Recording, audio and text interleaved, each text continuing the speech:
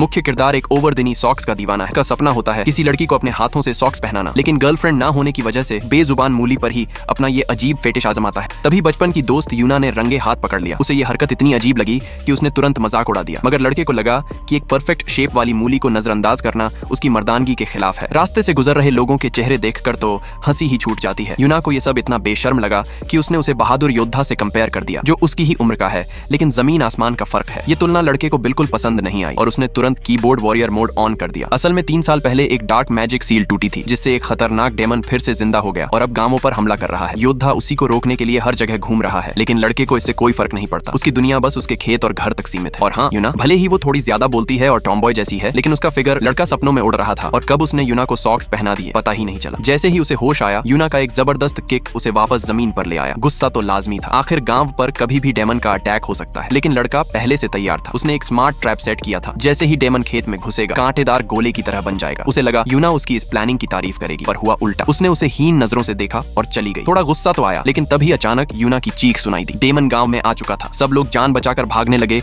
और यूना एक पत्थर से टकराकर गिर पड़ी। जैसे ही उसने मुड़कर देखा, डेमन उसके ठीक सामने था। लड़के ने तुरंत एक आइडिया निकाला, क्यों ना डेमन को इंसान की बजाय टेस्टी जूसी पोर्क से लुभाया जाए। उसने वहीं फायर लगाकर मीट ग्रिल करना शुरू कर दिया। प्लान ये था, जैसे ही डेमन खाने आएगा, ट्रैप में फंस जाएगा, लेकिन किस्मत ने धोखा दिया। डेमन को पोर्क से एलर्जी थी। ऊपर से यूना को लगा कि लड़का इतनी सीरियस सिचुएशन में भी बीबीक्यू पार्टी कर रहा है। क्या बात है, मैं मर रही हूँ और तुझे बस मांस खाना है।